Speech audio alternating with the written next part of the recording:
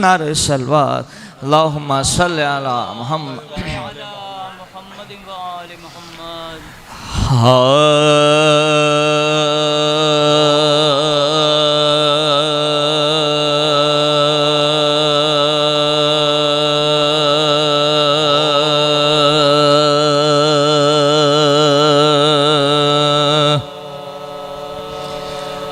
کسی نے کوفے کے رستے میں دیے شیخ کو خبر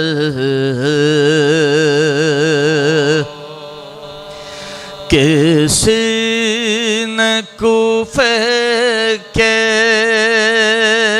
رستے میں دیے شیخ کو خبر کہ قتل ہو گئے مسلم اور ان کے دونوں پسر نہ جائیں آپ بھی نہ جائیں آپ بھی اس سمت کو تو ہے بہتر تب اس سے کہنے لگے رو کے شاخ جنوں بشر اجل رسیدہ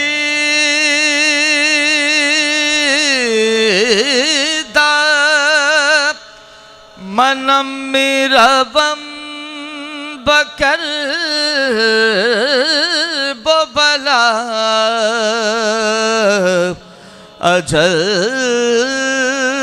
رسیدہ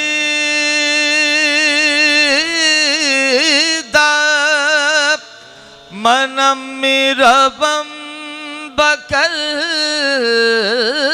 ببلا گزشت نوبت مسلم سید نوبت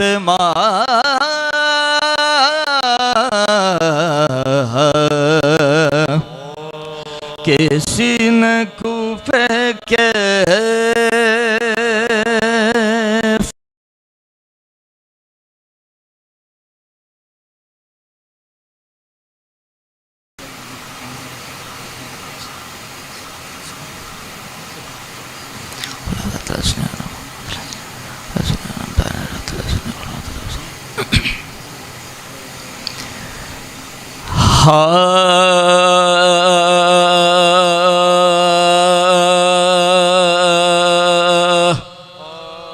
حضرت کو ہوا ماہ محرم جو صفحے ایک داغ پڑا اور بھی سغرا کے جگر نانی سے کہا مرتی ہوں دور یہ پدر عاشور کی بھی ناکو گے میرے گھر کیا جانتی تھی ایسے بچھڑ جائیں گے بام، وہ دل بھی کبھی ہوگا کہ پھر آئیں گے بام۔ کیوں نانی رجب تھا کہ سدھارے تھے سفر، پورے 6 مہینے ہوئے دور یہ پدھر، حج کر کے پھر اہل وطن خیر سے گھر، پھر قبلہ کعبہ گئے،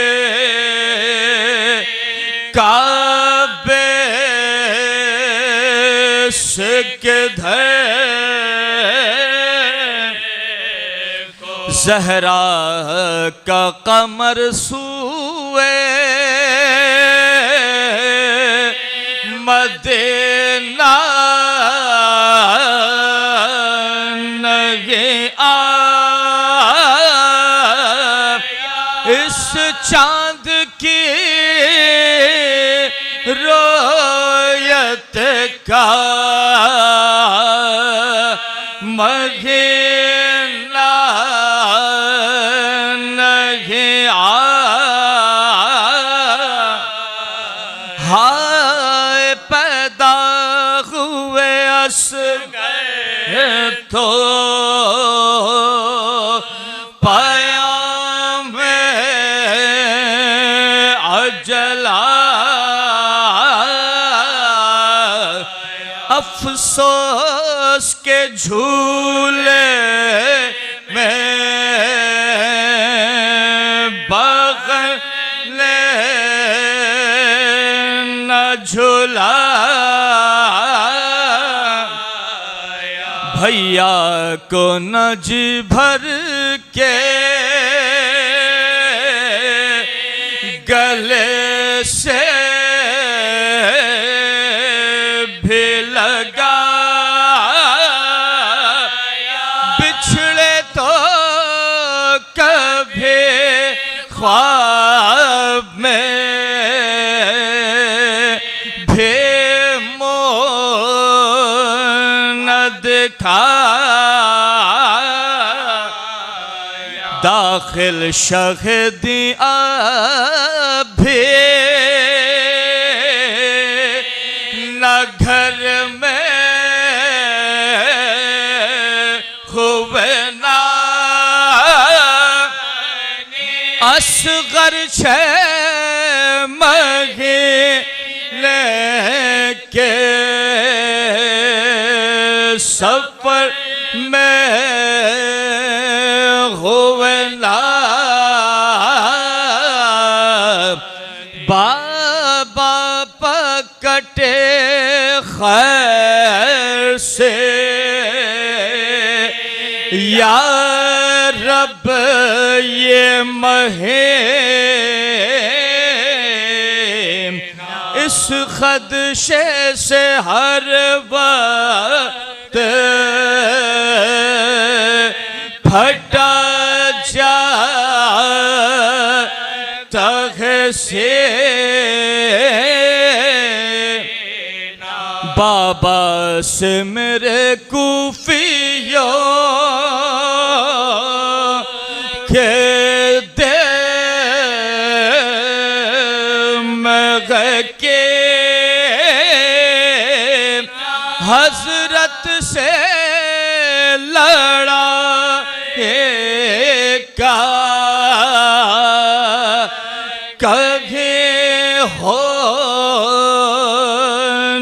قریب کوفے کی طرف سے جو ہوا آتے غنام سب کلبے کے رونے کے صدا آتے غنام کوفے کی طرف سے جو ہوا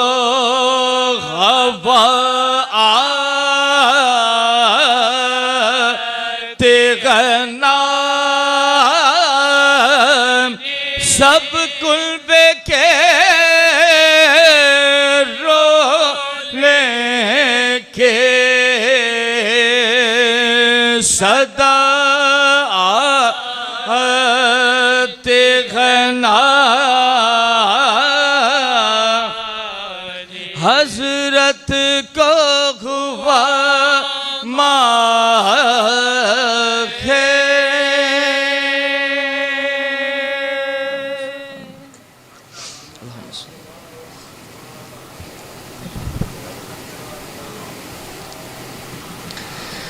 جزاک اللہ اجرکم اللہ۔ شہزادی عالم آپ کی اس عبادت کو، اس گریے کو، ان آنسوؤں کو اپنی بارگاہ میں قبول اور مقبول فرمائیں۔ شہزادی عالم آپ تمام ہی احباب کے آنے کو، اور بالخصوص یہاں پر مملکت ولایت کے نامور خطیب، نامور عالم دین علامہ عارف شاہ کاظمی صاحب تشریف فرمائیں۔ شہزادی عالم آپ کے آنے کو اپنی بارگاہ میں قبول اور مقبول فرمائیں۔ احباب عزا ایک اعلان سماعت فرما لیں۔ کچھ مومنین نے اپنی گاڑیاں یعنی اپنی کاریں غلط جگہ پارک کر دی ہیں، میں ان کے نمبر اناؤنس کر رہا ہوں۔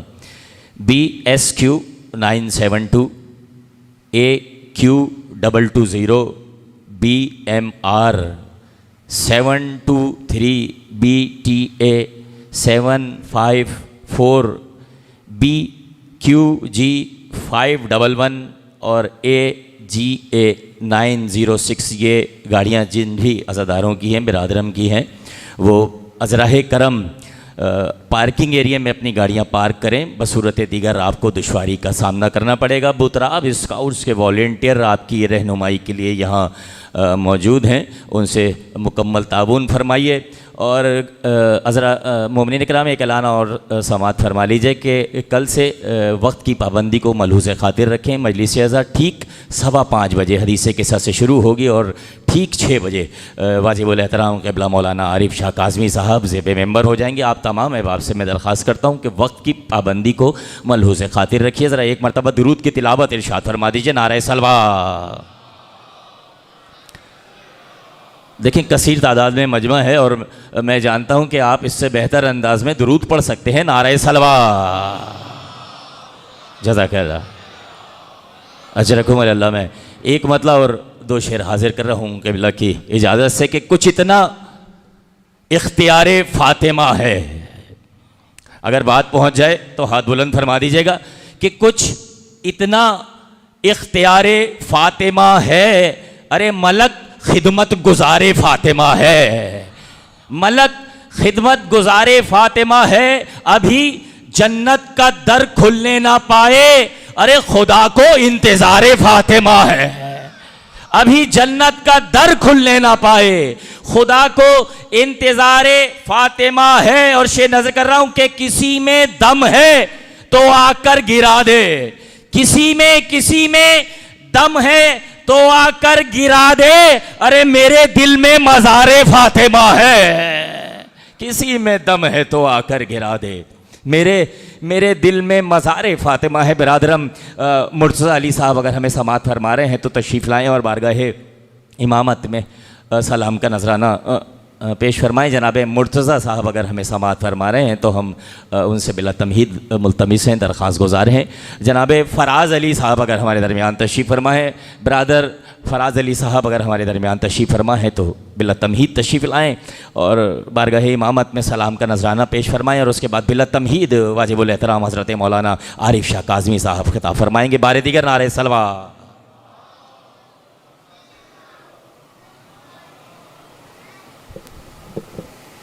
برائے خوشنودی خاندان زہرا بلند تر صلوات۔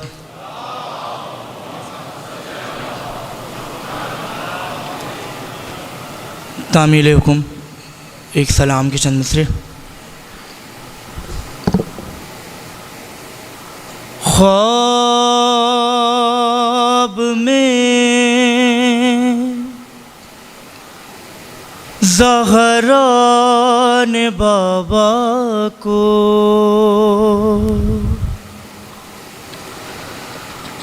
جو دیکھا ایک شب،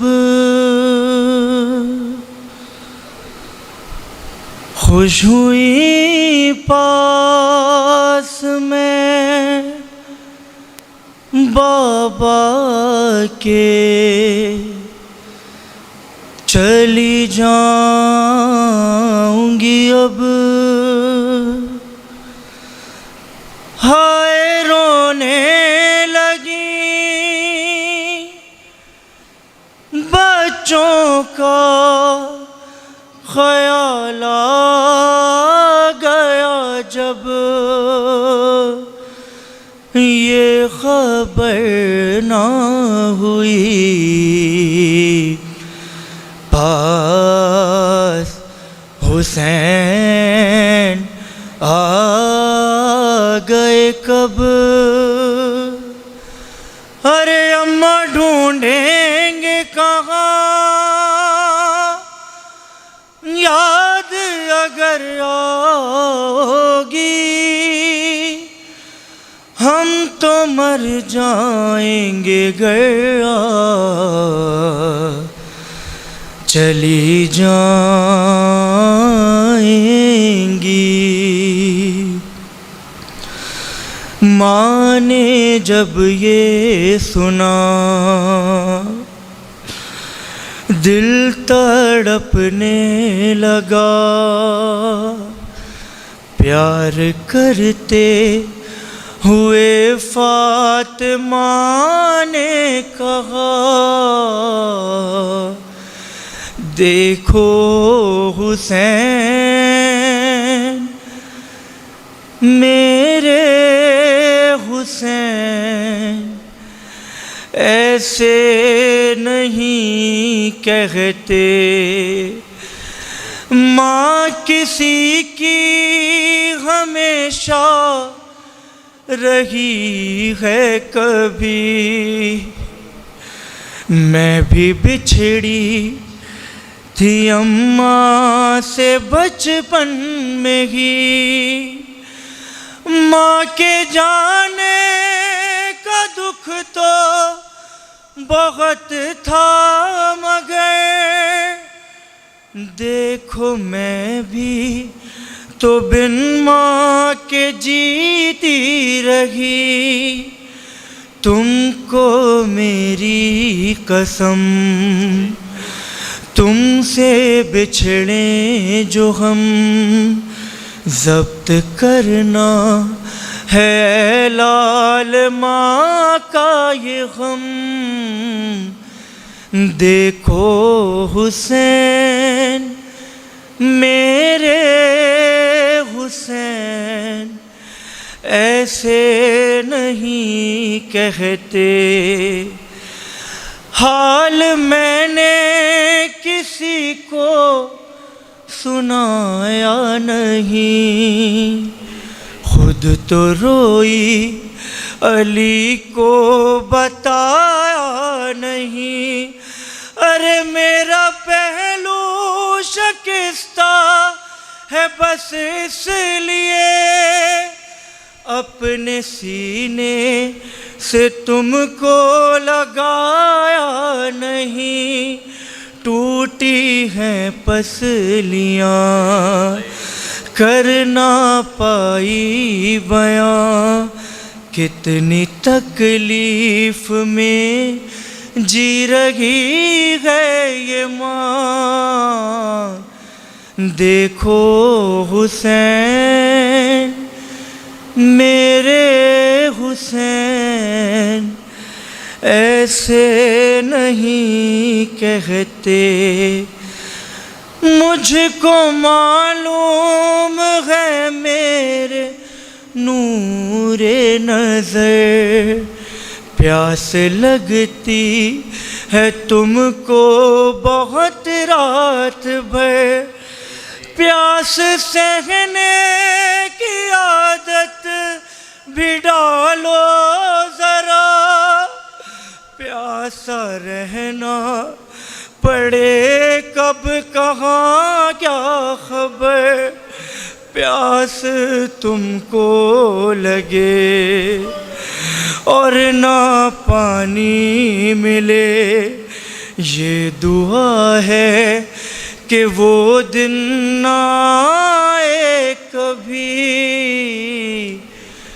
دیکھو حسین میرے حسین ایسے نہیں کہتے تم کو کھانا بھی فضا کھلائے گی اب اور سویرے وہی منہ دھلائے گی اب تم جہاں جاؤ گے ساتھ جائے گی وہ ساتھ ماں کی طرح سے نبھائے گی وہ پالے گی اب وہی ضد نہ کرنا کوئی خوش رہو گے تو ماں کو بھی ہوگی خوشی دیکھو حسین میرے حسین ایسے نہیں کہتے دن وہ آیا کہ جب چل بسی فاطمہ ماں کی میت پہ شبیر نے دی صدا تم بلاؤ گی تو پاس آؤں گا میں ٹوٹے بندے کفن فاطمہ نے کہا آ جائے میری جان تجھ پہ قربان ماں جب حسین آ کے لپٹے تو بولی یہ ماں درود پڑھ دیں محمد و آل محمد جزاک اللہ اجرکم اللہ شہزادی آپ سے راضی رہیں اس نوکری کو اس ڈیوٹی کو اپنی بارگاہ میں قبول اور مقبول فرمائیں میں بلا تمہید بصد ادب بصد خلوص و ملتمس ہوں نامور عالم دین علی جناب مولانا عارف شاہ کاظمی صاحب تشریف لائیں اور مجلس عزت سے خطاب فرمائیں اعزا کل کی مجلس ٹھیک 5:15 بجے شروع ہوگی اور قبلہ ٹھیک 6 بجے انشاءاللہ زیب ممبر ہوں گے ایک مرتبہ مل کے بابا دے بلند نعرہ صلوات صلی علی محمد وآلہ بس ایک عالم دین کا استقبال کرنا ہے مل کے نعرہ تکبیر تھوڑا سا بولے مل کے نعرہ رسالت مل کے نعرہ حیدری حیدری لبیک یا حسین لبیک یا حسین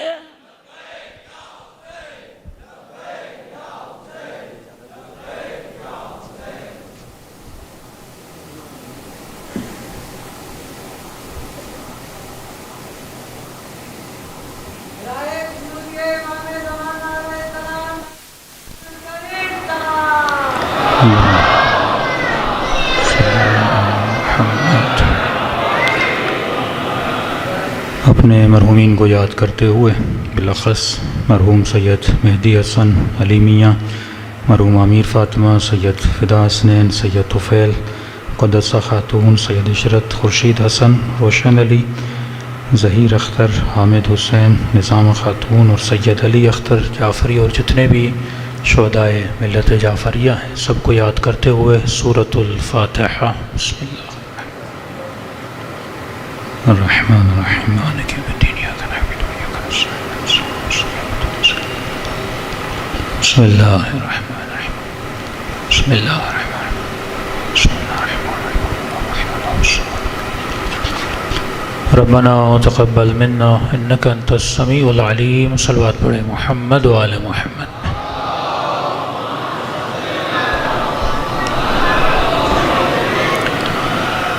بسم اللہ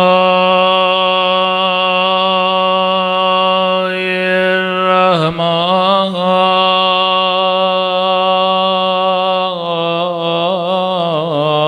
الرحیم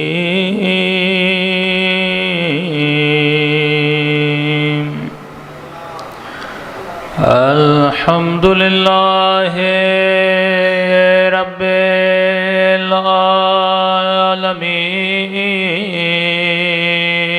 العالمین الحمد للہ کما هو اہلہ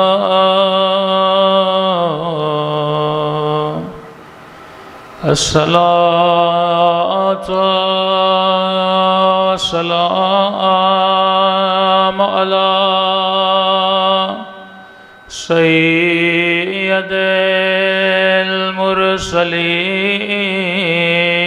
المرسلین وخاتم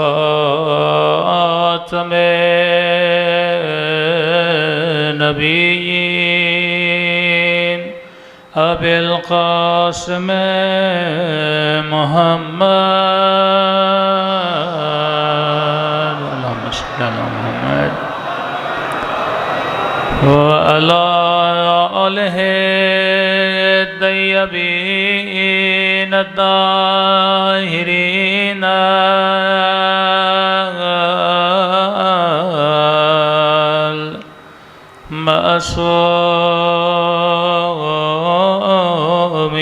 المعصومین۔ سب مل کے دعا امام سما۔ اللہم کل ولیک حجت ابن الحسن صلواتک علیہ وعلی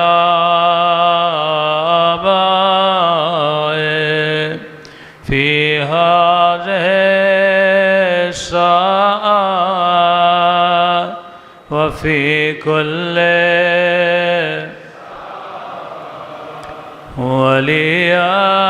وليان وحافظا وقائدا وناصرا ودليلا وعينا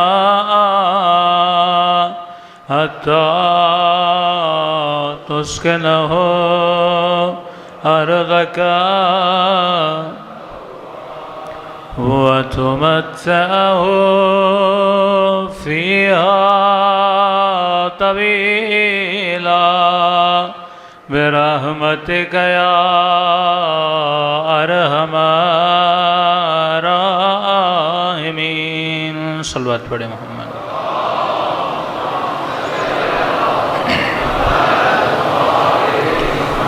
بسم اللہ الرحمن الرحیم رب اشرح لی صدری ویسر لی امری واحلل عقدۃ من لسانی یفقهوا قولی اما بعد بسم اللہ الرحمن الرحیم بقیت اللہ خیر لکم ان کنتم مؤمنین۔ صلوات پڑھیں محمد و آل محمد پہ۔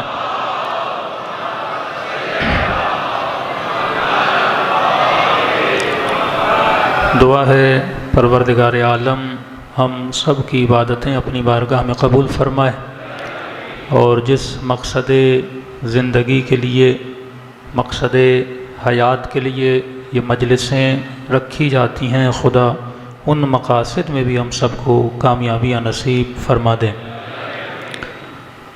2 دن جو مومنین مجلس میں نہیں تھے، ہم نے عرض کیا کہ خدا نے عظیم ترین ہستی کو انسان کی ہدایت کے لیے آج تک باقی رکھا۔ ارشاد ہوا بقیت اللہ خیر لکم ان کنتم مؤمنین، اے مومن، اے مسلم، ایک ایسا وجود ہے جسے خدا نے آج تک باقی رکھا۔ یہ وجود تمہاری زندگیوں میں خیر لائے گا، یہ وجود تمہاری زندگیوں میں برکت لائے گا، لیکن اللہ نے ایک شرط لگا دی، ان کنتم مؤمنین، جب تک تو مومن نہیں بن جاتا تب تک امام کا وجود بھی تجھے خیر نہیں دے گا۔ کربلا میں فائدہ اسی کو ملا جو مومن بنا۔ مقصد یہ نہیں کہ آپ فزیکل امام کے قریب ہو جائیں۔ کتنے لوگ تھے جو فزیکلی رسول خدا کے قریب تھے، کتنے لوگ تھے جو کربلا میں فزیکلی امام حسین کے قریب تھے۔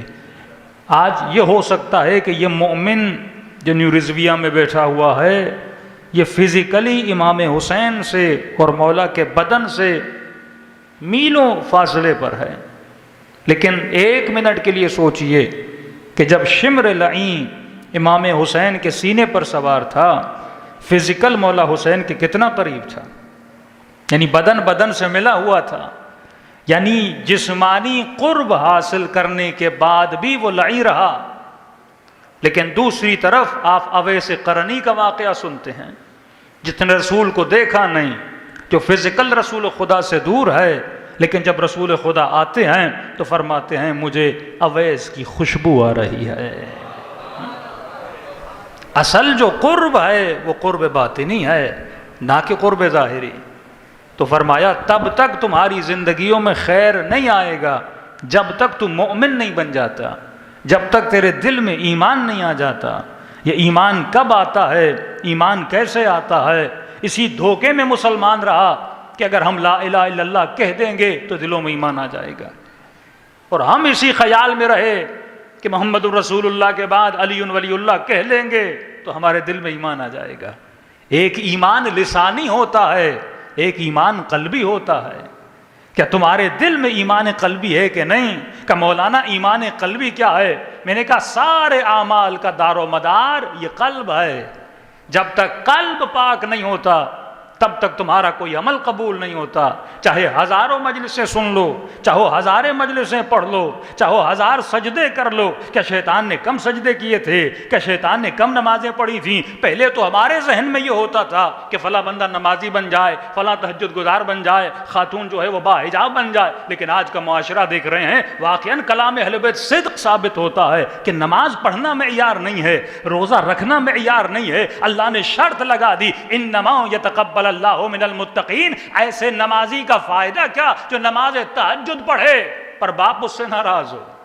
ایسے خاتون کے حجاب کا فائدہ کیا جو حجاب کرے لیکن شوہر کو راضی نہ کر سکے؟ ایسے باپ کا فائدہ کیا جو اولاد کے حقوق کو ادا نہ کر سکے؟ تو یہ چھوٹی چھوٹی باتیں ہیں، صرف نماز پڑھنا نہیں۔ فرما انما یتقبل اللہ من المتقین، نماز بھی اس کی قبول ہوتی ہے جو بندہ متقی ہوتا ہے، عبادت بھی اس کی قبول ہوتی ہے جو صاحب تقوی ہوتا ہے۔ کہ مولانا تقوی ہے کیا؟ کیا تقوی نماز کا نام نہیں؟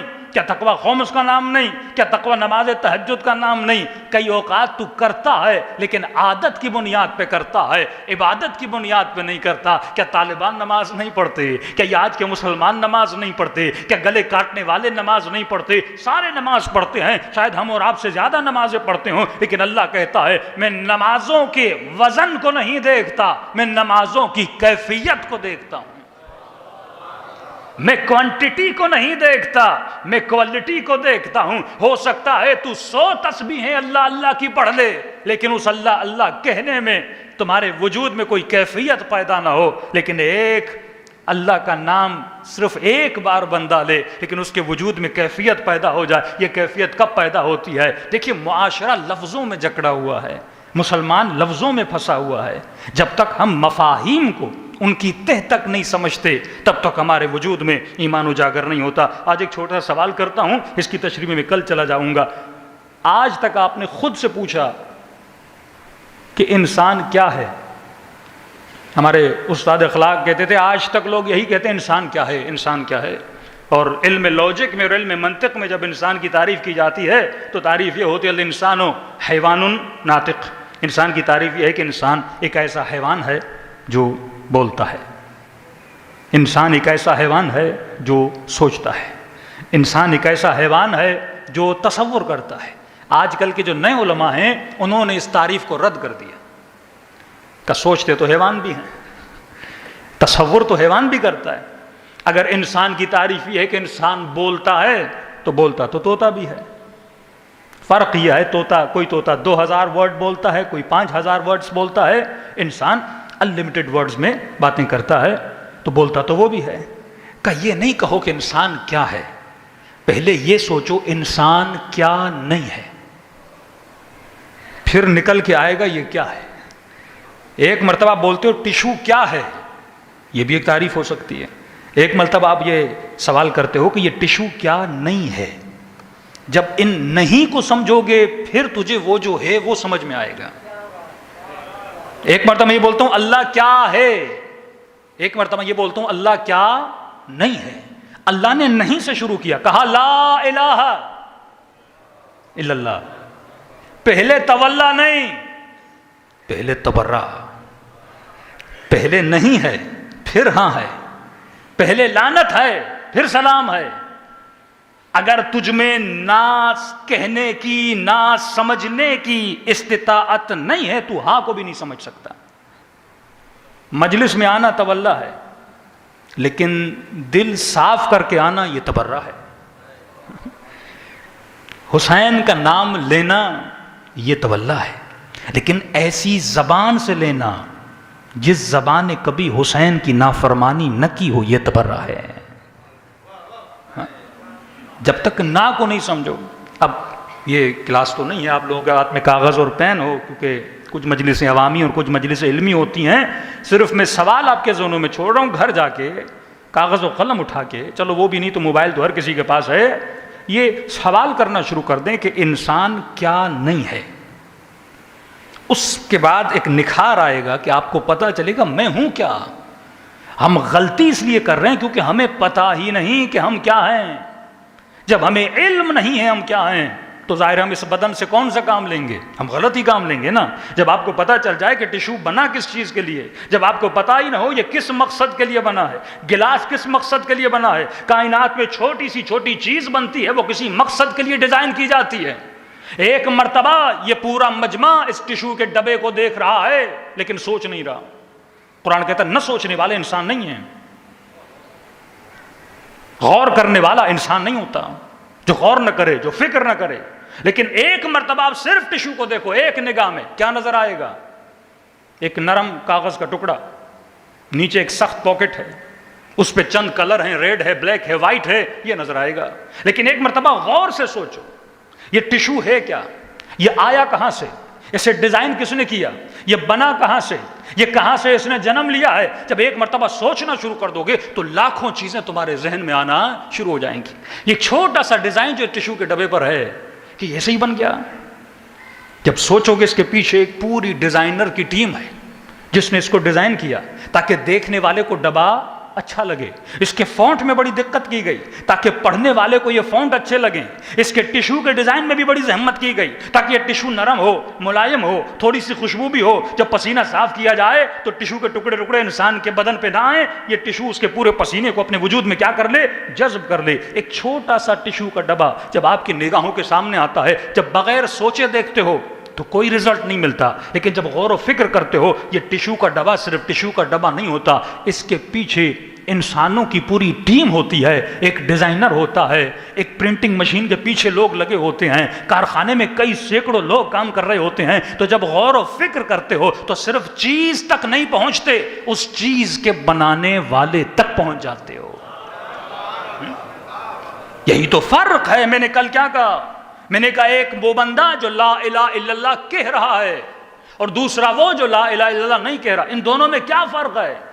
آج اسی پاکستان میں کرسچن میں، ایک ہندو میں، ایک مسلم میں، اور مسلم میں ایک شیعہ میں، ایک سنی میں، ایک بریلوی میں، ایک اہل حدیث میں ڈیفرنس کیا ہے؟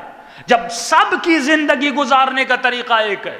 ہندو بھی مال کے پیچھے، مسلمان بھی مال کے پیچھے، کافر بھی مال کے پیچھے. وہ بھی گھر بنا رہا ہے، تو بھی گھر بنا رہا ہے. وہ بھی چاہتا ہے میرے بچے اچھے سکولز میں پڑھیں، تو بھی چاہتا ہے میرے بچے اچھے سکولز میں پڑھیں. تو بھی چاہتا ہے تیرا علاج اچھے سے اچھی ہاسپٹل میں ہو، وہ بھی چاہتا ہے اس کا علاج اچھے سے اچھے ہاسپٹل میں ہو. پھر تیرے زندگی کے گزارنے میں اور اس کی زندگی گزارنے میں کیا فرق ہوا؟ تو امام بارگاہ میں آتا ہے، وہ چرچ میں جاتا ہے، وہ مندر میں جاتا ہے، تو اللہ کو سجدہ کرتا ہے، وہ بدھ کو سجدہ کرتا ہے. لیکن سوال یہ ہے، بدھ کو سجدہ کرنے کے بعد جو اس کی زندگی ہے اور خدا کو سجدہ کرنے کے بعد جو تیری زندگی ہے، وہ تو ایک ہی جیسی ہے.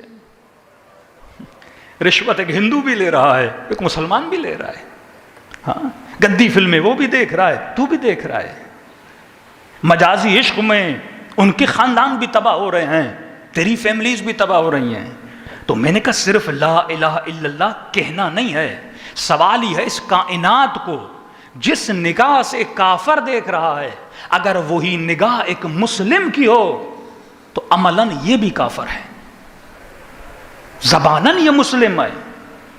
کہا کہ ابھی تم نے اسلام لایا ہے، ابھی تک ایمان تمہاری دلوں میں داخل نہیں ہوا. ایمان کا مطلب کیا ہے؟ مطلب جس طرح علی دنیا کو دیکھتے ہیں، اسی طرح علی کا شیعہ دنیا کو دیکھے. جس طرح مولا حسین دنیا کو دیکھتے ہیں، اسی طرح حسین کا چاہنے والا دنیا کو دیکھے. اگر میں دنیا کو ایسے ہی دیکھ رہا ہوں جیسے شمر دیکھ رہا تھا، میں دنیا کو ایسے ہی دیکھ رہا ہوں جیسے یزید دیکھ رہا تھا، پھر میری نگاہ میں اور اس کی نگاہ میں فرق نہیں ہے. جب نگاہ بدلتی ہے تو انسان کا عمل بدلتا ہے. دیکھیے کیوں ایسے واقعات آپ کے سامنے آتے ہیں کہ فلاں مسجد میں الیاذ باللہ ایک مولوی نے مثلاً بدکاری کرتی، پھر یورپ سے خبر آتی ہے فلاں چرچ میں ان کے پادری نے بچوں کے ساتھ بدفعلی کر دی. ریسنٹلی ایک واقعہ میں نے پڑھا، ایک ڈاکٹر جس کا کام ہے لوگوں کا علاج کرانا، خواتین کی ڈیلیوری کرتے وقت ان کے ساتھ بدکاریاں کر رہا تھا.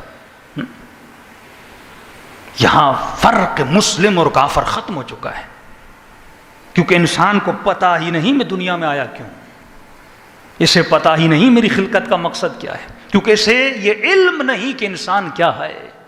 یہ کائنات کو اسی نگاہ میں، اسی ترازو میں تول رہا ہے جس طرح کافر تولتا ہے. پھر تمہارا شمار بھی قیامت میں کافروں کے ساتھ ہوگا اگر تمہاری نگاہیں کافروں والی ہیں. کماتا علی والا بھی ہے، یہ نہیں کہ مولا علی ابن ابی طالب نہیں کماتے تھے، لیکن میں نے کل کہا کہ علی کی نگاہ جو دنیا کی طرف تھی وہ دنیا کے لیے نہیں تھی، وہ آخرت کے لیے تھی. الدنیا مزرعۃ الآخرہ، دنیا کس کا مزرعہ ہے؟ آخرت کا مزرعہ ہے. یہ ذخیرہ اندوزی کا جو تصور ہے، ایک امام مجھے بتائیے جس نے ذخیرہ اندوزی کی ہو. ذخیرہ اندوزی صرف یہ نہیں گندم کی، چاول کی، نہیں، مال کی ذخیرہ اندوزی زندگی اہل بیت میں دکھائی ہے. کماتے تھے، اپنے لیے گھر بھی بناتے تھے، اپنے بچوں کے لیے بھی سب کچھ کرتے تھے، لیکن ذخیرہ اندوزی نہیں کرتے تھے. یہ تصور کفار کا تصور ہے نا. قرآن کا جملہ ہے الذی جمع مالہ وعددہ. خدا کہتا ہے میں ایسے لوگوں کو جہنم کی ایندھن بنا دوں گا جو مال جمع کرے پھر اس مال میں تعدد پیدا کرے، زیادہ سے زیادہ، زیادہ سے زیادہ. بھائی ایک گھر تم نے بنا لیا، دوسرا گھر کس لیے خرید رہے ہو؟ تعدد مال، تعدد مال. یہ نگاہ کفر کی نگاہ ہے. کفر کی نگاہ کیا ہے؟ کفر کا نظام کیا ہے؟ اس کا تصور سیلفشنس کا تصور ہے. نظام اسلام سیلفشنس کا تصور نہیں ہے. میں نے کہا جب یہ بچہ جوان ہوتا ہے، اگر اس کے ذہن میں انسان کی تعریف ہی صحیح نہیں ہے، اس کے ایکشنز غلط چلے جائیں گے. 70 سال کا بوڑھا ہو گیا، آج تک اسے نہیں پتا میں دنیا میں آیا کیوں تھا، میں کیا جمع کرنے آیا تھا اور یہاں سے کیا لے کر جانے والا تھا. آج انسان نے جب غلط تعریف کی، تعریف انسان نے کیا تعریف کی کہ میری ڈیفینیشن میرا جسم ہے. جب میں نے تعریف یہ کر دی، آج پوچھا جائے کہ آپ کون ہو، آپ کیا ہو، تو انسان کہتا ہے، انگریز نے یہی تعریف کی کہ میں جسم ہوں. اب جب میں جسم ہوں تو 60 سال ساری محنتیں کس کے لیے ہیں؟ جسم کے لیے ہیں. انہیں پتا ہے 60 سال میں ہمیں مر جانا ہے. تو کہتے ہیں جتنے مزے لینے ہیں دنیا میں لے لو، جتنی لذتیں لینی ہیں دنیا میں لے لو، دن رات زحمت کوشش کس کے لیے ہے؟ جسم کے لیے ہے۔ رسول خدا کے سامنے ایک شخص آ رہا تھا اور کسی نے کہا یا رسول اللہ اس کی سواری کتنی خوبصورت ہے۔ رسول خدا نے کہا سوار کتنا خوبصورت ہے۔ آج نگاہیں سواریوں پر ہیں، سوار پر کس کی نگاہ نہیں ہے۔ کتنا بے وقوف انسان ہے کہ گدھے کو سجا کر دھجا کر چلے اور خود پیدل چلے۔ آج ہماری مثال یہ جسم گدھا ہے سمجھو، تم اس کے سوار ہو، جسم کو تم چلاتے ہو، لیکن آج عالم یہ ہے کہ یہ گدھا ہم پر سوار ہے، اسے جو پسند ہے ہم فوراً اس کے لیے آمادہ کر دیتے ہیں، لیکن روح تباہ و برباد ہو رہی ہے۔ معصوم فرماتے ہیں لا اکراہ فی الدین، دین میں جبر نہیں تھا، زبردستی نہیں تھی۔ کہ مولا پھر اللہ نے نماز کیوں واجب کی، روزہ کیوں واجب کیا؟ کہ کیونکہ انسان ظالم ہے، میں نے اسے روح عطا کی، یہ پوری زندگی روح کو غذا نہیں دیتا، حالانکہ روح کو غذا دے تو یہ مضبوط ہو جائے، تو کہتا ہے میں نے مجبور کیا اسے کم از کم دن میں 5 مرتبہ روح کو غذا دے، پورا سال اپنی روح کو غذا نہیں دیتا، میں نے اسے مجبور کیا کہ مہینے میں سال کے 12 مہینوں میں سے 1 مہینہ اپنے روح کو کیا دے؟ غذا دے۔ اگر غذا نہ دے یہ تباہ و برباد ہو جائے گا، اس کی زندگی سے سکون نکل جائے گا اور ہمیشہ عدم سکون کی زندگی گزارے گا۔ کیوں آپ کو کربلا میں کربلا والوں کے وجود میں سکون نظر آتا ہے؟ کیوں سیدہ زینب کے ہاتھوں میں رسیاں ہیں سکون نظر آتا ہے؟ کیونکہ انہوں نے اپنے روح کو غذا دی۔ کربلا میں جسم کی طرف نگاہ نہیں ہے، مولا حسین کی روح کی طرف نگاہ ہے۔ قاسم کے جسم کے ٹکڑے ہو رہے ہیں لیکن روح کو بقا مل رہی ہے، حضرت عباس کے بازو کٹ رہے ہیں لیکن روح کو بقا مل رہی ہے، امام حسین کا جسم دیکھیے پامال ہو چکا ہے لیکن روح کو خدا عروج عطا کر رہا ہے۔ تو اے مومن، جسم کو تو ویسے ہی فنا مل جانی ہے، تو اپنے ہاتھوں سے اپنے جسم کو راہ خدا میں قربان کر دے تو خدا تجھے کیا عطا کرے گا؟ بقا عطا کرے گا۔ جسم تو ویسے ہی مٹی میں مل جانا ہے، لیکن یہ عقل بشر ہو 60 سال کی زندگی کے لیے کتنی زحمت کرتا ہے لیکن اپنے روح کے بقا کے لیے دن میں 1 گھنٹہ بھی نہیں نکالتا۔ تو جب تک روح کو غذا نہیں ملتی تب تک انسان کا ایمان مضبوط نہیں ہوتا۔ صلوات پڑھے محمد و آل محمد۔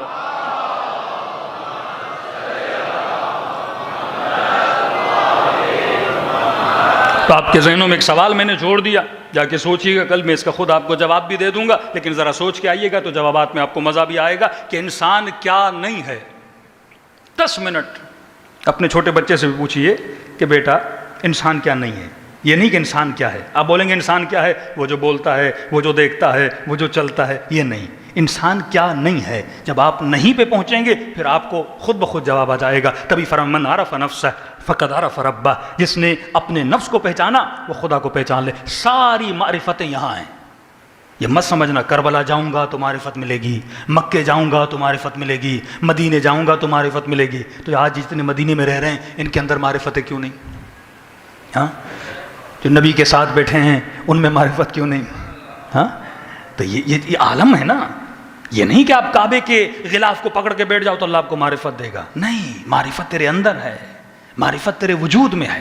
مولا کیا فرماتے ہیں کہ تو سمجھتا ہے وفیک عالم الاکبر، تیرے وجود میں کائنات ہے، اس کائنات کو در کر در بدر باہر کی کائنات میں در بدر ہر در پہ بھٹک رہا ہے، لیکن اصل لذت جو خدا نے رکھی ہے تیرے اندر رکھی ہے۔ ذرا سوچ تو صحیح تو کیا نہیں ہے۔ جب یہ جواب تجھے ملے گا جب آپ خود کو دوسری چیزوں سے الگ کرتے جاؤ۔ آج ہم نے مکس کر لیا ہے خود کو، مخلوق عالم کے ساتھ ہم نے خود کو مکس کر لیا، تبھی ہم ڈیسیجن صحیح نہیں لے پاتے۔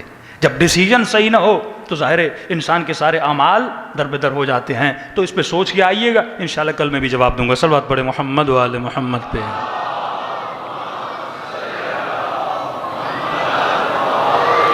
محمد وعجل فرج، فرما یہ وجود ایسا ہے۔ موضوع انشاءاللہ ہمارا یہ رہے گا کہ امام کے ساتھ رابطہ، اس رابطے کو مضبوط کیسے کیا جائے۔ رابطے سے مراد فزیکل رابطہ بھی ہے، روحانی رابطہ بھی ہے، کہ جب خدا نے اس امام کو بقا دی ہے تو اس کا مطلب امام زمانہ موجود ہیں۔ اب اگر کوئی اپنے عمل سے امام کی نافرمانی کر رہا ہے، اس کا مطلب اپنے عمل سے بتا رہا ہے کہ مولا آپ نہیں ہیں، میں کہتا کچھ ہوں پر عمل سے ثابت کچھ کرتا ہوں۔ ایک مرتبہ آپ یہ بولیں کہ میں عالم کا احترام کرتا ہوں، کہنا اور ہے، اور پھر آپ دیکھیں کسی گلی میں ایک عالم کو گالی دے رہے ہیں، ہاں تو لوگ کہیں گے آپ کہتے کچھ ہو کرتے کچھ ہو۔ بھئی میں اپنے والدین کا تو بڑا احترام کرتا، لیکن 4 لوگ دیکھیں اپنے باپ کو 10 لوگوں کے سامنے بندہ ذلیل کرے تو کہیں گے کہنے میں اور کرنے میں زمین و آسمان کا فرق ہے۔ عباس اس لیے بنے کیونکہ ادب تھا، بھائی کا نہیں، اپنے امام زمانہ کا ادب تھا، تبھی عباس باب الحوائج بنے۔ مطلب اگر عباسی کردار پیدا کرنا ہے تو اپنے وجود میں وقت کے امام کا ادب پیدا کرنا ہوگا۔ اب کس طرح محسوس کریں، یہ بات صرف امام زمانہ کی نہیں ہے۔ اب مسلمان بولے کہ آپ کا امام ہے کہ نہیں ہے وہ الگ بحث سے ہیں، لیکن آج ہر مسلمان مانتا ہے، قرآن کی آیت ہے نحن اقرب الی من حبل الورید، خدا کہتا میں تمہاری شہرک کی رگ سے زیادہ، یہ نہیں کہ شہرک کی رگ جتنا، شہرک کی رگ سے زیادہ قریب ہوں۔ اب اس سے قریب اور کیا ہے میرے اندر؟ مطلب میں خود ہی ہوں، تو مجھے محسوس نہیں کر رہا، میں تمہارے وجود کے اندر ہوں۔ شہرک کی رگ سے زیادہ اور کیا ہوتا ہے؟ مطلب تمہاری جان سے بھی زیادہ میں تیرے قریب ہوں، لیکن تو مجھے محسوس نہیں کرتا۔ یہ پاور، یہ رگوں میں جو خون دوڑ رہا ہے، یہ دل کی دھڑکنیں کہ تیری مرضی سے چل رہی ہیں۔ میں ایک لمحے میں چاہوں تمہارے دل کو روک لوں، میں ایک لمحے میں چاہوں یہ تمہاری کڈنیاں، یہ اعضاء و جوارح کو میں روک لوں، میں تمہارے وجود کے اندر ہوں، تو میرے وجود کو محسوس نہیں کرتا۔ بالکل اسی طرح امام زمانہ اسی زمین پر ہیں، لیکن سوال یہ کتنے لوگ محسوس کرتے ہیں؟ یہ تقویٰ ہے کہ بندہ حضور امام کو محسوس کرے اور اپنے 24 گھنٹے کے ایک ایک لمحے کو ایسے گزارے، اس طرح سمجھ کے گزارے کہ میرے اس لمحے سے امام زمانہ راضی ہیں کہ نہیں ہیں۔ اس اعتراض کا جواب میں نے کئی سال پہلے دیا تھا، آج دوہرا دوں تاکہ جن کو یاد نہیں ان کے ذہنوں میں آ جائے۔ ایک اعتراض جو تقریباً شیعوں پہ کیا جاتا ہے وہ اعتراض یہ ہے کہ کہتے ہیں بھائی سارے مسلمان حضرت مہدی کو مانتے ہیں، لیکن فرق یہ ہے کہ آپ کہتے ہو پیدا ہو چکے ہیں، ہم کہتے ہیں کہ پیدا ہوں گے۔ پھر اعتراض یہ کرتے ہیں کہ اگر آپ کا امام ہے تو نظر کیوں نہیں آتا؟ آپ کا امام ہے تو آپ اس سے مل کیوں نہیں سکتے؟ آپ کا امام ہے تو آپ اپنے مسائل حل کیوں نہیں کرواتے ہیں؟ ہسٹوریکل پرابلمز ہیں، فقہی مسائل ہیں، عقیدتی مسائل ہیں، شیعوں کی شاخیں بنتی جا رہی ہیں، تو جاؤ اپنے امام سے پوچھو کہ ہم تو آسودہ بیٹھے ہیں نا، کیونکہ ہم نے کہا پیدا نہیں ہوئے تو مسئلہ بھی نہیں۔ جو یہ دعویٰ کرتا ہے کہ اس کا امام ہے، ثابت تو اسے کرنا ہے نا کہ اگر مولا ہیں تو کہاں ہیں تو ہمارے مسائل حل کیوں نہیں ہو رہے؟ تو یہ شبہ عام ہے جو جوانوں کے ذہنوں کو گمراہ کیا جا رہا ہے۔ تو امام سے رابطہ تب مضبوط ہوگا جب اپنے بچوں کو معرفت امام زمانہ کا درس دو گے، جب اپنے بچوں کو بتاؤ گے کہ کیا ہیں امام زمانہ، کس طرح اپنے امام سے ربط مضبوط کیا جاتا ہے۔ جب تک یہ کڑی کڑی سے نہیں ملتی تب تک انسان صراط مستقیم پہ چلنے کی طاقت نہیں رکھتا۔ اس کا ایک سمپل سا جواب ہے، دیکھیے سورج کا ہونا اور ہے، نظر نہ آنا اور ہے۔ ابھی سورج ہے، یہ نہیں کہ نہیں ہے، لیکن بادلوں نے اس کی روشنی کو آپ تک آنے سے روک لیا ہے۔ جب بادل نہیں ہوتے تو روشنی پوری آتی ہے، لیکن جب بادل ہوتے ہیں یہ نہیں کہ ابھی روشنی نہیں ہے، روشنی ہے لیکن اتنی تیز نہیں ہے، بادلوں نے تھوڑا سا اس کی روشنی کو روکا ہوا ہے۔ لیکن سورج کے وجود سے کوئی انکار نہیں کر سکتا، اس کے فائدوں سے کوئی انکار نہیں کر سکتا۔ وہ فصلوں پر، وہ زمینوں پر اپنی ساری انرجی اور پاور کیا کر رہا ہے؟ پہنچا رہا ہے۔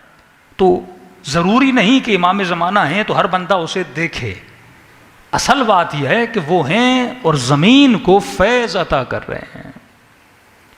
صوفیہ کرام کا بھی عقیدہ ہے کہ ہر زمانے میں کسی نہ کسی قطب اعظم کا ہونا ضروری ہے۔ مطلب زمین خدا کبھی بھی کسی ولی سے خالی نہیں رہ سکتی۔ خدا جب بھی کوئی فیض نازل کرتا ہے اس ولی کے ذریعے سے پوری کائنات میں فیض کو کیا کرتا ہے؟ تقسیم کرتا ہے۔ اس کی دلیل قرآن کی آیت ہے کہ تنزل الملائکۃ والروح، ہر شب قدر ملائک نازل ہوتے ہیں، لوگوں کی تقدیروں کو لے کر آتے ہیں۔ لیکن اس سے ایک مضبوط دلیل تاکہ آپ کے ذہنوں میں یاد ہو جائے، دیکھیے ایک بندہ مکے میں ہو، مدینے میں ہو، کراچی میں ہو، دبئی میں ہو، امریکہ میں ہو، کہیں بھی ہو، دنیا کے کسی بھی کونے میں جب بھی کوئی گناہ کرتا ہے، خطا کرتا ہے، تو اسے پوچھا جائے کہ آپ نے غلطی کیوں کی، تو جواب یہ دیتا ہے کہ مجھے شیطان نے گمراہ کیا۔ اچھا مکے میں بھی کہاں، مدینے میں بھی کہاں، کہاں کہاں تک گمراہ کرتا ہے؟ کہ جہاں جہاں تک انسان ہیں وہاں وہاں تک اس بدبخت کی پہنچ ہے، یہ لوگوں کو گمراہ کرتا ہے۔ اچھا یہ تو بتاؤ شیطان نے تجھے گمراہ کیسے کیا؟ کیونکہ جس کا قرآن پر ایمان ہے اس کا شیطان پر بھی ایمان ہے۔ ہر بندہ بسم اللہ کے پڑھنے سے پہلے کیا پڑھتا ہے؟ اعوذ باللہ من الشیطان اللعین الرجیم، اے خدا مجھے کس کے شر سے بچا؟ شیطان لعین کے شر سے بچا۔ اچھا سنیما گئے کیوں گئے؟ کہ مولانا شیطان نے وسوسہ کر دیا، جانا تو نہیں چاہتا تھا۔ گندی چیزیں کیوں دیکھیں؟ کہ شیطان نے گمراہ کیا۔ غیبت کیوں کی؟ کہ شیطان نے گمراہ کیا۔ بے حیائی کیوں کی؟ کہ شیطان نے گمراہ کیا۔ بے پردگی کیوں کی؟ کہ شیطان نے گمراہ کیا۔ تو مومنوں کو آپس میں کیوں لڑایا؟ کہ شیطان نے گمراہ کر دیا۔ اچھا یہ تو بتا، یہ اتنا لوگوں کو گمراہ کر رہا ہے، کبھی اس نے تیرے کان میں آ کر کہا مومن کو مومن سے لڑا؟ کہ نہیں۔ کان میں آ کر کہا کہ سنیما چلے جاؤ؟ کہ نہیں۔ کان میں آ کر کہا کہ فلاں گندی چیز دیکھو؟ کہ نہیں۔ کان میں آ کر کہا کہ نشہ کرو؟ کہ نہیں۔ اچھا کوئی میسج بھیجا تھا شیطان نے تجھے کہ گناہ کرو؟ کہ نہیں، میسج بھی نہیں آیا تھا۔ اشارہ کیا تھا شیطان نے کہ فلاں جگہ جاؤ، محفل گناہ ہے، لذتیں جا کر حاصل کرو؟ کہ نہیں، اشارہ بھی نہیں کیا۔ پھر یہ بتا اس نے کیسے تجھے گمراہ کیا؟ اتنی تسلی سے تو بولتا ہے کہ مولانا شیطان نے گمراہ کیا، شیطان نے گمراہ کیا، نہ اس کا میسج آیا، نہ اس نے تجھے فون کال کی، نہ اس نے تیرے کان میں کچھ کہا، نہ خواب میں آ کر تجھے کچھ بتایا کہ نہیں مولانا ایسے گمراہ نہیں کرتا۔ میں نے کہا دیکھا ہے؟ کہ دیکھا بھی نہیں ہے، بتا تو صحیح جو نظر بھی نہیں آتا، وسوسہ کر کے تجھے گمراہ کر رہا ہے، یہ کس طرح کرتا ہے؟ کہ مولانا قرآن کی آیت ہے الذی یوسوس فی صدور الناس، یہ ملعون غیب میں رہ کے ہمارے سینوں میں وسوسہ کرتا ہے۔ ارے جب گمراہ کرنے والا غیب میں رہ کے گمراہ کر سکتا ہے تو کیا ہدایت دینے والا غیب میں رہ کے ہماری ہدایت نہیں کر سکتا؟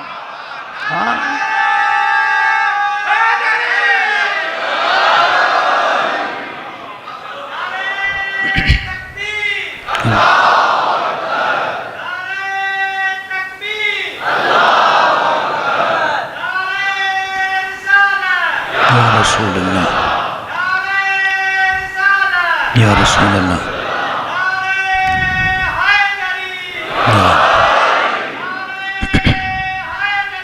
یا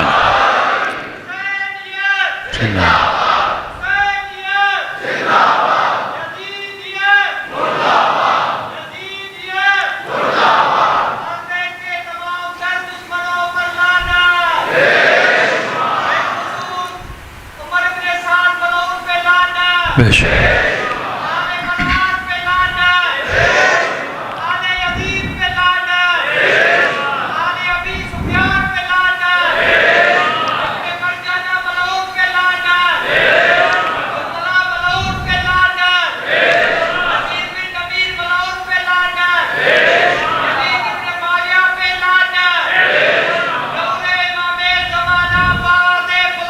صلوات پڑھے محمد و آل محمد۔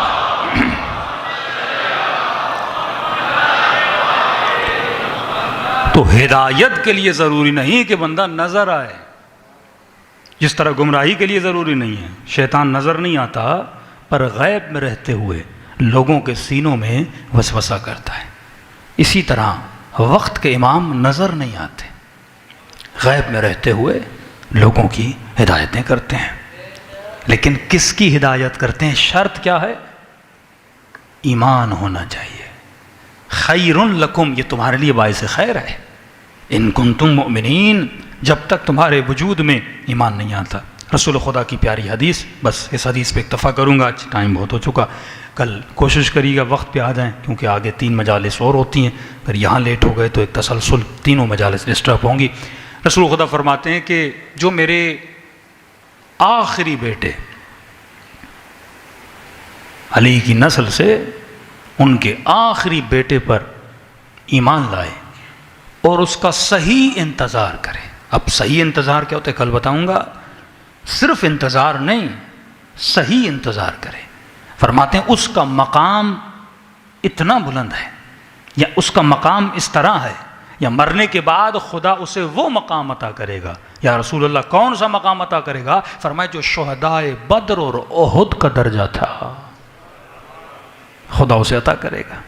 آج مومن یہ نہ کہے کہ اگر میں کربلا میں ہوتا تو وہ درجہ ملتا جو جناب حر کو ملا، میں خود کو امام حسین پہ قربان کرتا۔ کئی مسلمان یہ تمنا کرتے ہیں اے کاش ہم جنگ احد میں ہوتے، جنگ بدر میں ہوتے، وہ ثواب کماتے۔ ثوابات بھی آپ کما سکتے ہیں، پیکیج ختم نہیں ہوئے، آج بھی ہیں، کیونکہ خدا کریم ہے۔ کریم کبھی بھی کسی کو کسی نعمت سے محروم نہیں کرتا، ہاں؟ ورنہ تو ساری دنیا امام حسین پر اعتراض کرے کہ مولا حسین آپ کی زیارت صرف انہی کے لیے ہے جن کے پاس پیسہ ہے۔ وہ ڈالر تو اتنا اوپر چلا گیا، تو کم از کم آج کوئی امام حسین کی زیارت پہ جانا چاہے 2.5 لاکھ تو کم از کم بندے کے پاس ہونے چاہیے۔ 10 دن آئے گا مولا حسین، اس کا مطلب جو مالدار ہے اسی کو نصیب ہوگی آپ کی زیارت، اور سارے مالدار خوش رہیں کہ مولا حسین تو ہمیں ہر سال بلا رہے ہیں، ہم تو بڑے نصیب والے ہیں۔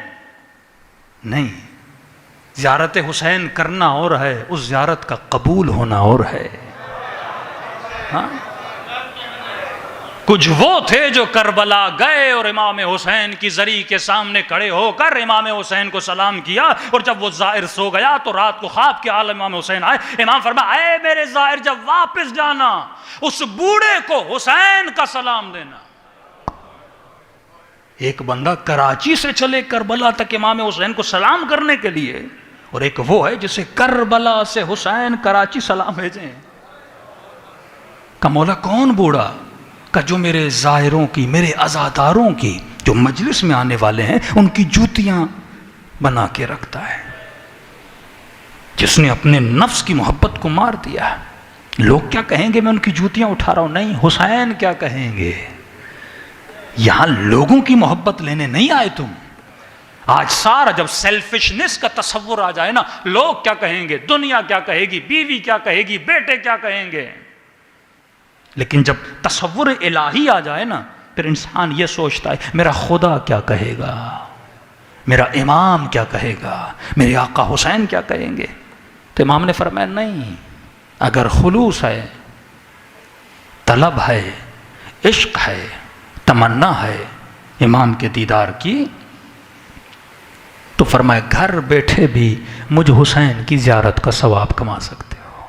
گھر بیٹھے ثواب چاہیے نا، یہاں کربلا گھومنی ہے یہ ایک الگ بحث ہے، ثواب چاہیے نا۔ کربلا کیوں جاتے ہو؟ تاکہ نام اعمال میں لکھا جائے اس نے ایک زیارت امام حسین کا ثواب کمایا۔ مولا فرماتے ہاں اگر استطاعت ہے تو میری کربلا آ۔ حج بھی تبھی واجب ہوتا ہے جب بندے میں استطاعت ہو، اب بندے میں استطاعت نہیں تو حج کیسا؟ 10 لوگوں سے تم قرضہ کر کے امام حسین کی زیارت پہ جا رہے، امام حسین راضی ہے کیا اس پہ؟ قرضہ اتارنا واجب ہے، مولا حسین کی زیارت کرنا مستحب ہے، اور زیارت کرنے گئے وہیں مر گئے تم، پیچھے سے زیارت بچائے گی تمہیں؟ پیٹھ پہ اتنا قرضہ لے کر جاؤ گے، تب تک اٹکے رہو گے جب تک قرضہ دینے والا تجھے معاف نہیں کرتا۔ پہلے لوگوں کے حق ادا کرو پھر امام کا حق آتا ہے۔ جب شرط لگا دی انما یتقبل اللہ من المتقین، خدا ان سے قبول کرتا ہے جو متقی ہیں۔ آج درد سر یہ نہیں کہ میں مولا حسین کی زیارت نہیں، کہتا جو آ رہا ہے اس کے آگے لکھا ہے ظاہر ظاہر ظاہر، اب یہ شوق ہے کہ میں ظاہر بن جاؤں، میرے نام کے سامنے بھی ظاہر لگ جائے۔ پہلے ایران میں جو بھی جاتا تھا، جیسے ایران میں تو ہر دکاندار کو حاجی آغا ہی بولتے ہیں، وہ شروع سے ہی حاجی بن جاتے ہیں، لیکن وہاں یہ تھا کہ جو بھی حج کر کے آتا تھا وہ حاج خانم، حاج آغا، حاجیہ بن گئی یا حاجی بن گئے۔ اکثر لوگ اس شوق میں حج پہ جاتے تھے کہ ہمارے نام کے سامنے حاجی لگ جائے۔ ہاں؟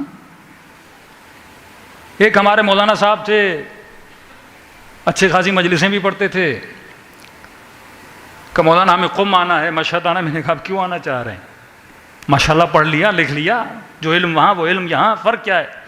کہ نہیں مولانا 2 مہینے 3 مہینے رہنا چاہتا ہوں۔ میں نے کہا کیوں؟ کہ تاکہ میرے نام کے آگے قمی لگ جائے، نجفی لگ جائے۔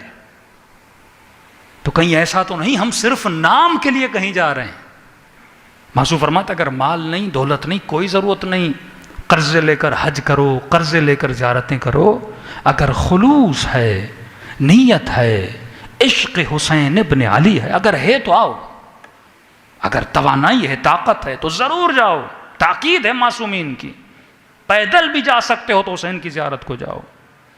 اپنے گھر کا سامان اگر بیچ کے جا سکتے ہو تو اپنا, کسی اور کا نہیں. اپنا مال, سونا پڑا ہوا ہے, کچھ بینک بیلنس پڑا ہوا ہے, وہ اگر کر کے جا سکتے ہو تو جاؤ. لیکن فرمایا اگر کچھ بھی نہیں ہے تو وہ کریم ہے. کریم کا مطلب یہ نہیں صرف مالدار کو عطا کرے, کریم دل کو دیکھتا ہے. اگر حقیقی طالب ہے اس طالب کو عطا کرتا ہے. میں نے کئی مرتبہ اپنی ہر محرم میں یہ پڑھتا ہوں اپنے مولا کو سلام کرنے سے پہلے کہ ایک بوڑھا تھا, بیمار, معذور, اولاد بھی نہیں تھی, تک و تنہا. اب ظاہر محرم کے دن اور ایام سفر کے دن جب قریب آ رہے تھے, اس نے دیکھا کہ لوگ کربلا جا رہے ہیں, تو اس کی آنکھوں سے آنسو بہہ آئے.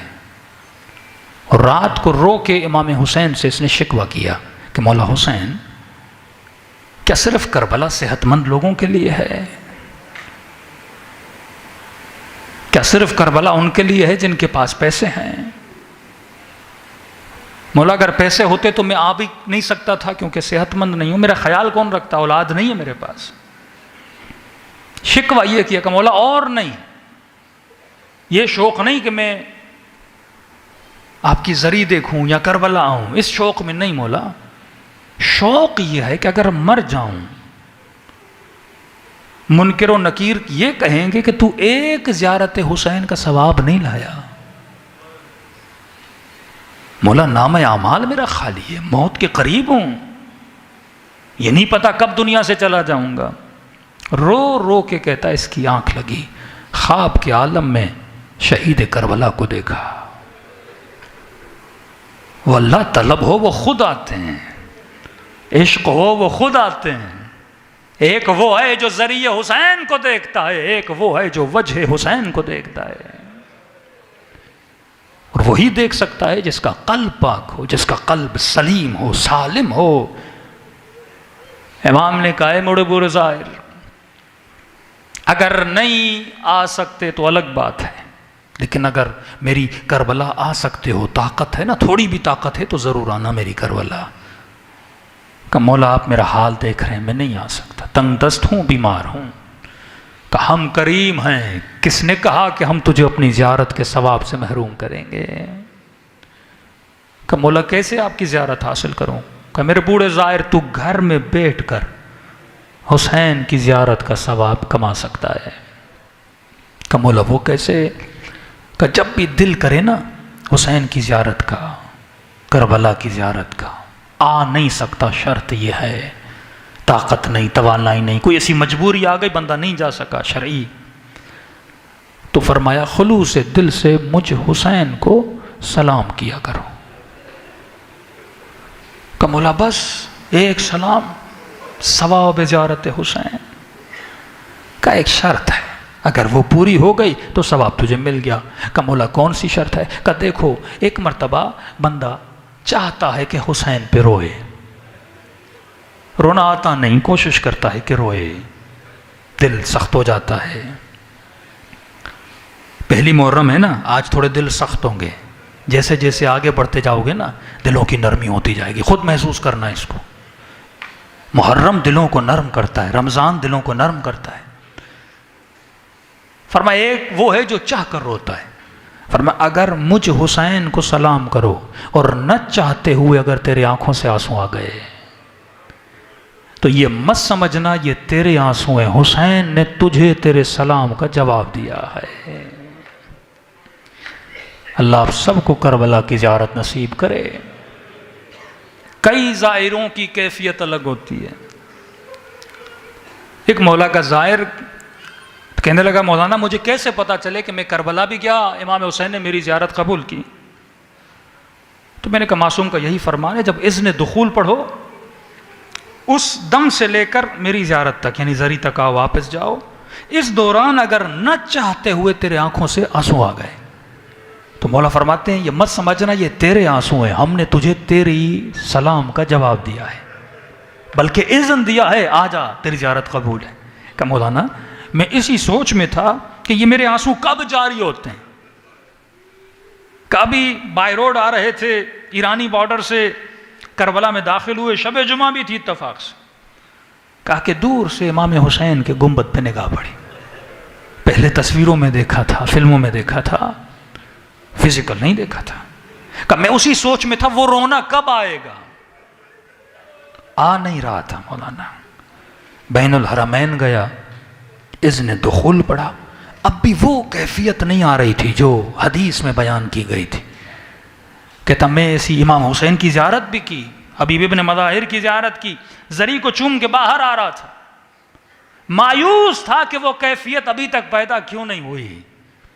لیکن کہتا ہے مولانا جیسے حبیب ابن مظاہر کی قبر کے سامنے جو دروازہ ہے وہاں سے نکلا, لیفٹ ہینڈ پہ جو رأس الحسین کا مقام ہے, جس جگہ پہ امام حسین کے سر کو قلم کیا گیا تھا,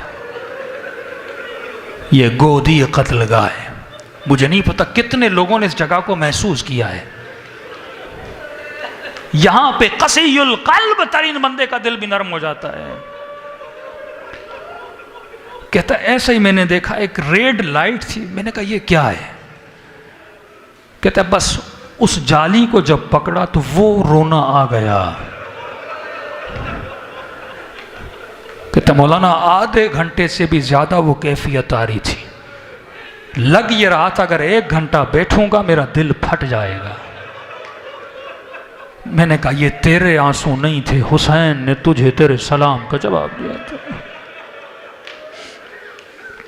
دلوں کو کربلا لے کر چلے اور اسی کیفیت میں اپنے امام حسین کو سلام کریں تاکہ دل کی جتنی کثافتیں نجاستیں ہیں خدا ان 10 دنوں میں پاک کر دے. میں نے کسی مومن کو کہا, میں نے کہا پہلی محرم ایک تو خدا کا شکر ادا کرو کہ خدا نے اس دن تک زندہ رکھا. دوسرا آپ کا نہیں پتا لیکن جو بامعرفت لوگ ہیں وہ یہ کہتے خدایا تیرا شکر ہے تو نے 1 سال زندگی دی, محرم تک زندہ رکھا. اب اسرائیل کو کہو اسرائیل اگر میری روح نکالنی بھی ہے نا تو انہی دنوں میں نکال دے, کیونکہ موت کے لیے محرم سے اچھا مہینہ نہیں ہے. اور اگر زندگی دینی ہے تو اگلے محرم تک مجھے زندگی عطا کرنا, کیونکہ قسمت والوں کو محرم نصیب ہوتا ہے. ان 10 دنوں میں تقدیر بدل جاتی ہے, وجود بدل جاتے ہیں. دلوں کو کربلا لے کر چلیں, سلام کریں اپنے آقا حسین کی مظلومیت پہ.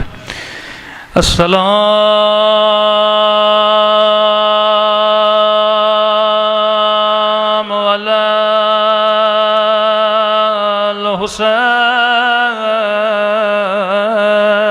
الحسین وعلی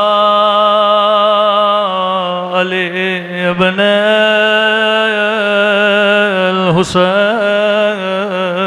الحسین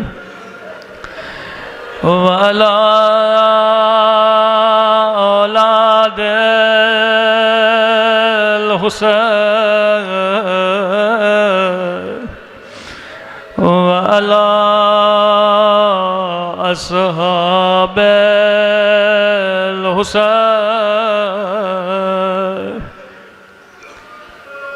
جسے سلام نہیں آتے, لفظ حسین تو سب کو آتا ہے.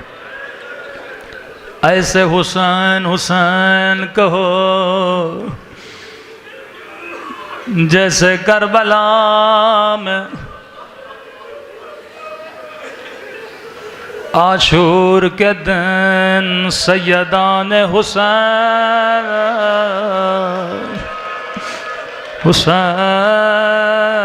حسین حسین کہا تھا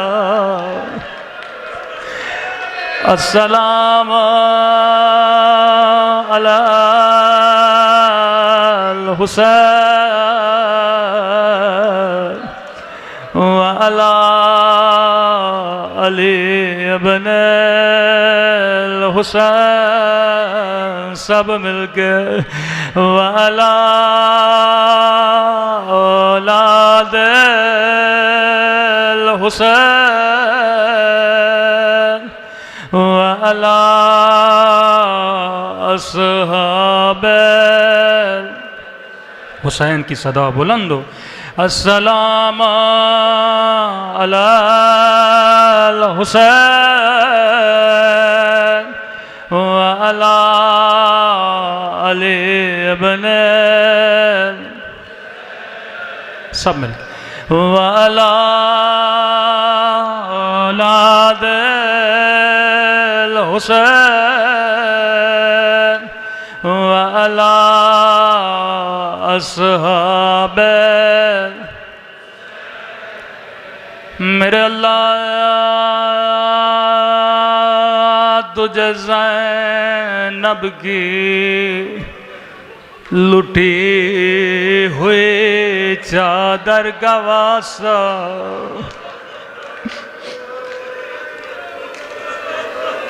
اے خدا پہلی محرم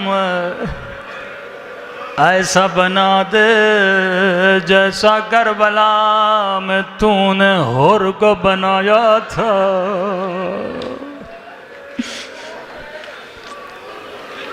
اے خدا ہمارے امام زمانہ کو ہم سے راضی فرما دے.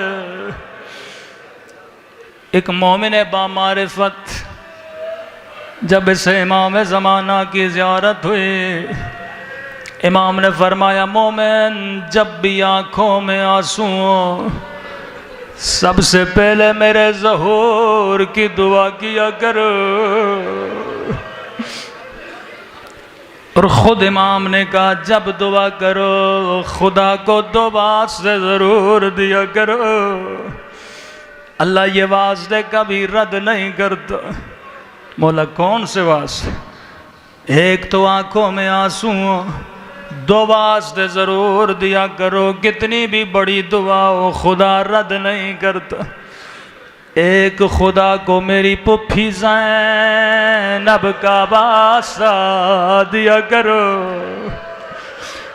دوسرا خدا کو میری ننی سی سکینہ کا واسطہ.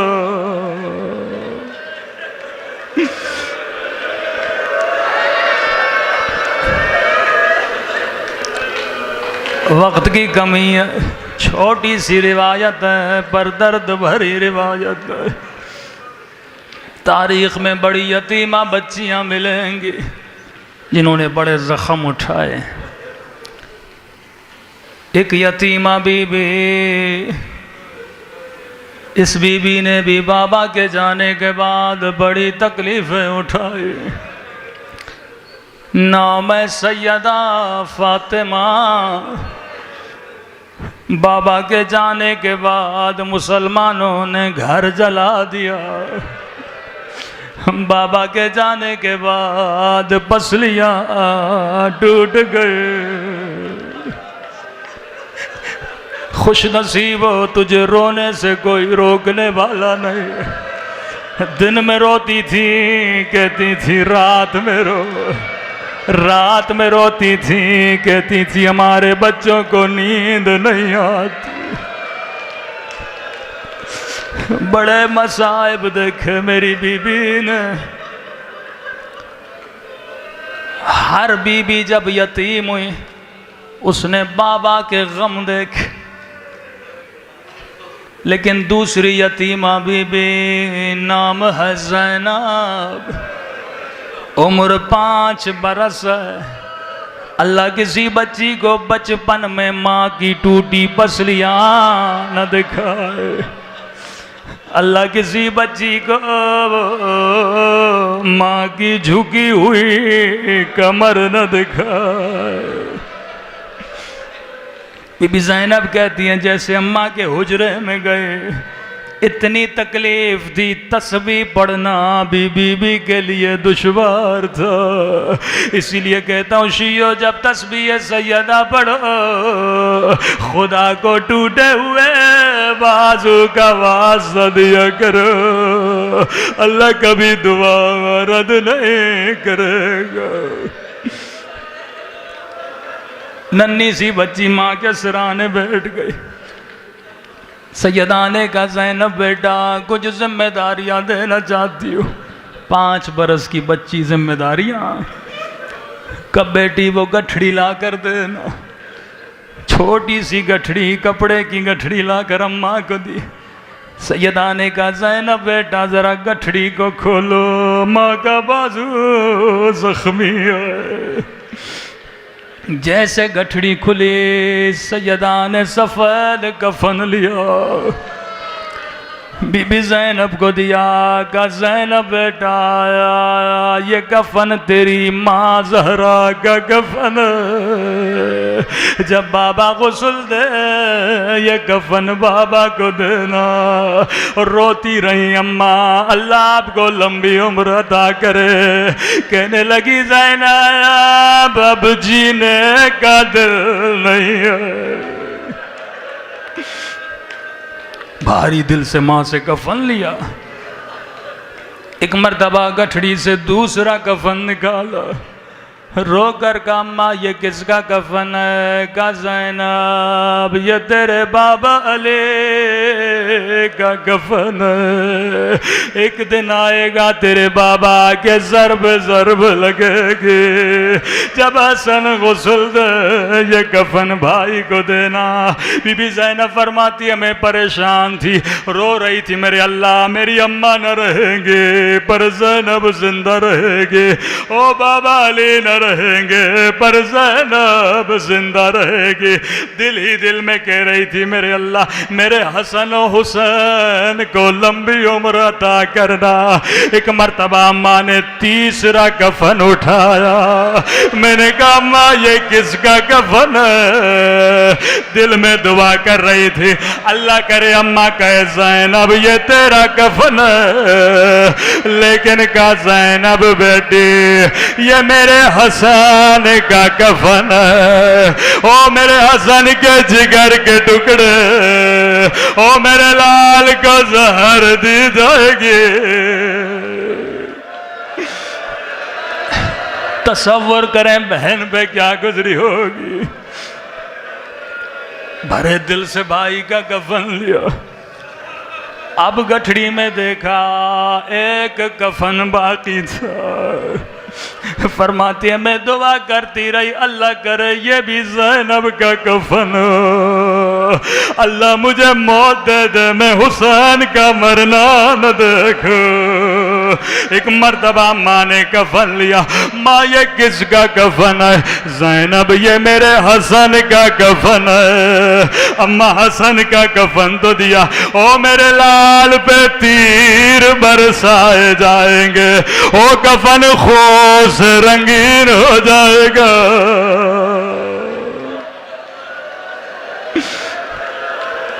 5 برس کی بچی ام المصائب سیدہ زینب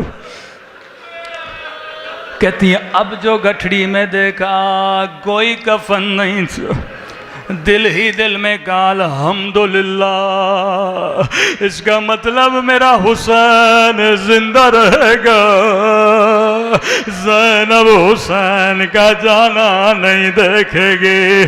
فرماتی اتنا ہی سوچنا تھا، اماں نے کہا زینب وہ کرتا اعلیٰ کر دینا۔ میں نے کہا اماں یہ کس کا کرتا ہے؟ او زینب کربلا، او کربلا ایک دن آئے گا میرا حسین 3 دن کا پیاسا، او کربلا کی زمین پہ۔ میں نے کہا ماں میرے حسین کو کفن نہیں دو گی، او میرا حسین بے کفن او گھوڑوں کی ٹاپوں کے نیچے۔